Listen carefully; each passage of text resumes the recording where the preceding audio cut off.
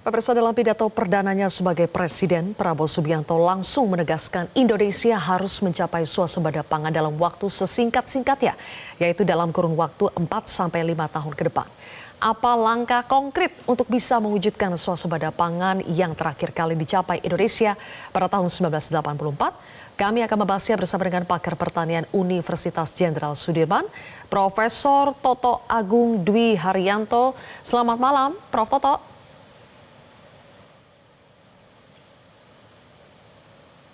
Audionya belum dibuka, Prof.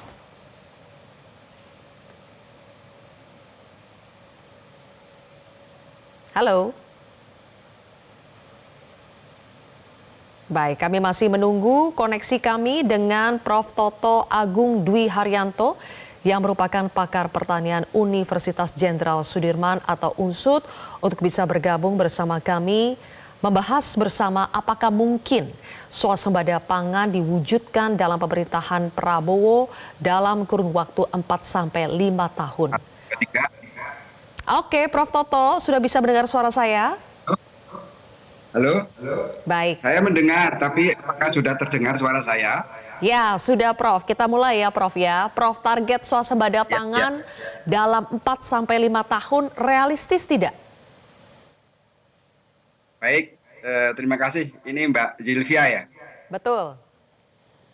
Ya, menurut hemat saya, target swasembada pangan 4 tahun atau 5 tahun ke depan itu, menurut hemat saya, berdasarkan pengalaman saya tentang pertanian yang tidak terlalu banyak, itu realistis dan masuk akal.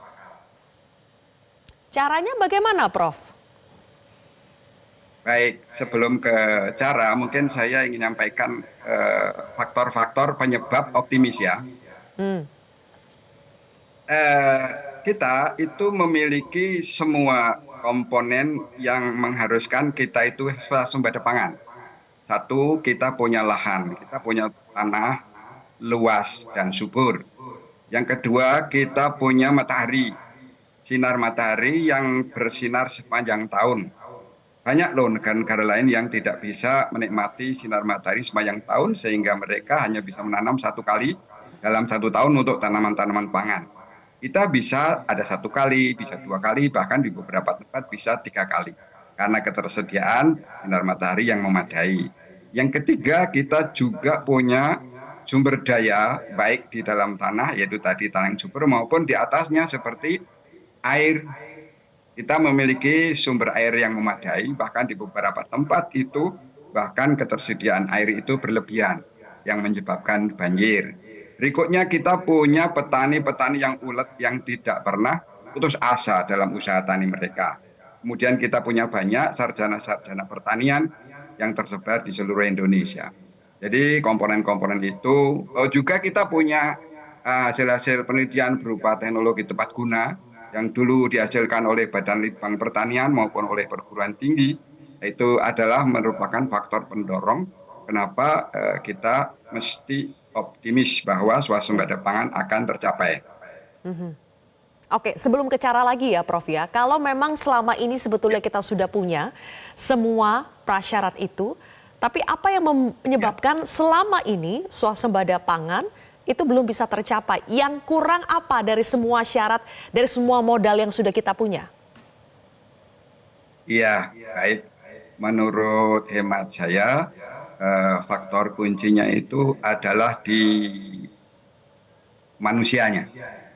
Bagaimana mengelola semua komponen-komponen yang dimiliki bangsa ini agar semua bisa berfungsi dengan maksimal. Ya, diantaranya satu ya, itu bahwa fakta menunjukkan alih fungsi lahan kita itu sangat tinggi, Mbak. Sehingga luas sawah yang subur itu kita semakin dari tahun ke tahun semakin menurun, ya kan? Laju alih fungsi lahan mencapai 100.000 hektar setahun. Adapun kemampuan pemerintah untuk mencetak sawah baru itu kurang lebih 50.000 hektar, berarti masih ada minus. Itu adalah ancaman. Kemudian yang kedua terkait dengan permodalan yang dimiliki petani atau ya termasuk juga modal lahan yang secara umum petani kita itu kepemilikan lahannya ada di bawah 0,5 hektar per keluarga tani. Kemudian yang ketiga tentu saja adalah modal untuk usaha tani bagi petani atau akses modal bagi petani untuk melakukan usaha taninya. Nah, itu beberapa faktor. Kemudian satu lagi mungkin yang penting adalah fokus. Fokus kita untuk mengembangkan pangan itu nampaknya pada tanaman padi saja. Padahal pangan kita itu kan banyak ya. Kita punya sagu, kita punya jagung, kita punya umbi, kita punya singkong. Nah, tapi fokus kelihatannya kepada padi. Maka inilah yang akan nanti ke depan perlu dibuka terkait dengan keanekaragaman pangan dan tadi cetak lahan baru yang lebih serius, konsisten dan fokus. Oke. Tadi Menteri Pertanian dan juga Menteri BUMN menyatakan akan bersinergi untuk mewujudkan swasembada pangan. Nah, Prof, sebaiknya bagaimana pembagian tugas antar dua kementerian ini untuk bisa mempercepat terwujudnya swasembada pangan itu? Antara Kementerian Pertanian dan Kementerian BUMN ya, Mbak ya? Ya. Ya, jadi hemat saya sebenarnya yang bersinergi itu tidak hanya Kementerian Pertanian dan Kementerian BUMN, tapi terutama itu adalah pemerintah daerah. Karena pemerintah daerah inilah yang langsung berhadapan dengan petani. Dan satu lagi itu adalah LSM. Pendekatan-pendekatan di dalam meningkatkan produksi pangan, terutama tanaman padi, pada lahan-lahan areal baru, itu kunci utama diantaranya adalah pendekatan budaya. Karena pertanian itu memang teknologi itu penting, tetapi sebetulnya adalah budaya. Maka pertanian itu adalah agriculture, bukan agri-teknologi. Maka LSM yang bermain di lapangan itu lebih menguasai lapangan, menguasai sosial budaya setempat itu mestinya juga dilibatkan di dalam kegiatan-kegiatan ini. Nah, pembagian antara Kementerian Pertanian dan Kementerian BUMN itu terkait dengan yang pertama adalah Kementerian Pertanian. Ini bisa difokuskan kepada proses pertanian on farm.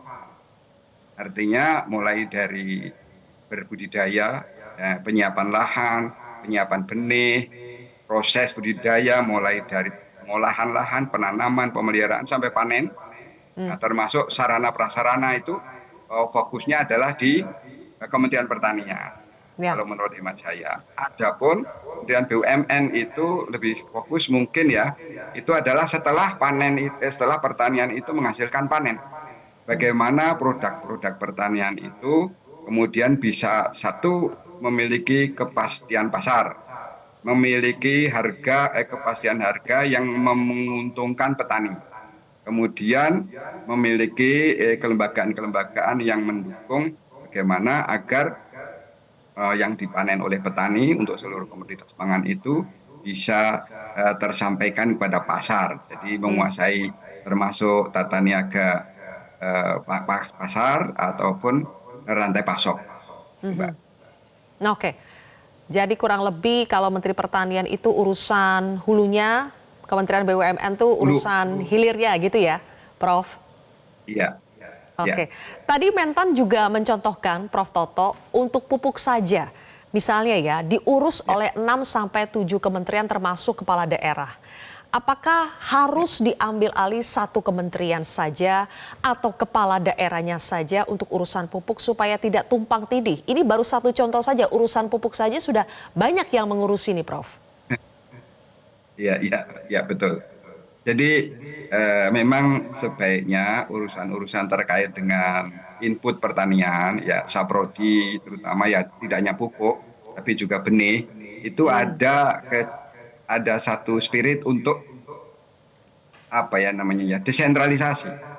Tidak harus semuanya dikelola atau dipusatkan di satu pemerintahan pusat, tetapi delegasikan.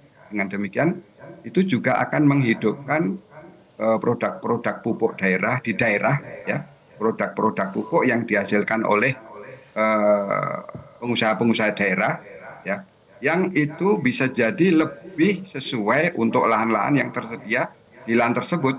Saat sekarang itu kita tidak bisa lagi hanya bergantung kepada pupuk kimia sintetik seperti urea, TSP, KCL, NPK dan sebagainya. Karena selain harganya semakin tinggi, artinya kalau yang tidak bersubsidi, kemampuan subsidi kita terbatas, karena penggunaan pupuk-pupuk kimia sintetik itu adalah justru berkelanjutan itu akan merusak tanah, baik secara kimia, secara fisika maupun biologi. Maka kita bangkitkan pupuk-pupuk hayati, pupuk organik yang menggunakan sumber daya lokal yang ada setiap daerah. Maka akan bertumbuhanlah industri-industri pupuk yang ada di daerah itu, mengembangkan potensi menggunakan sumber daya yang ada di sana, juga mengembangkan atau memanfaatkan tenaga-tenaga sarjana pertanian yang ada di daerah. Oke. Itu termasuk benih maksud saya, Pak. Termasuk benih, ya. Prof, tadi kami di pengantar mengatakan bahwa terakhir kali Indonesia mencapai swasembada pangan pada tahun 1984 itu di era Presiden Soeharto. Boleh dikoreksi kalau kami salah ya Prof ya, tapi kalau kita tarik ke hari ini Prof Toto, memang zamannya sudah berbeda, tantangannya sudah berbeda. Tapi apa yang dilakukan pada saat itu yang masih relevan untuk bisa dilakukan, diadopsi untuk dilakukan saat ini, untuk kita bisa mencapai swasembada pangan lagi? Baik, ya. Yang pertama itu adalah kepemimpinan yang punya semangat tinggi untuk memajukan pertanian.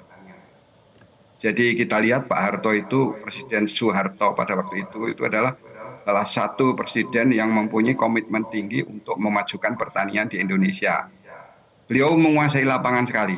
Dulu ada yang namanya kelompok capir atau apa itu ya, yang semacam itu yang tanpa teks itu Pak Harto itu bisa menjawab pertanyaan-pertanyaan para petani, mencarikan jalan keluar dengan sangat cepat. Yang pertama, jadi komitmen pimpinan yang fokus kepada pengembangan pertanian dan pangan secara khusus. Nah, ini saya lihat muncul semangat seperti ini pada presiden kita yang baru ini, Bapak Prabowo. Sebab apa? Beliau itu dulu ketua HKTI, Organisasi Himpunan Keluarga Tani Indonesia. Nah, HKTI itu memiliki pengalaman panjang bagaimana memajukan pertanian di Indonesia. Berkali pidato yang saya ikuti juga menunjukkan bahwa beliau itu sangat menguasai bidang pertanian dan pangan. Ini faktor pertama adalah faktor pemimpinan. Faktor yang kedua itu adalah faktor kemudahan petani untuk bisa mengakses apa yang dibutuhkan oleh mereka di dalam berbudidaya. Ini yang kedua. Pada zaman dulu itu Pak Harto itu memiliki program-program seperti Bimas, Inmas gitu ya, sehingga petani itu tidak kesulitan mereka itu mencari pupuk.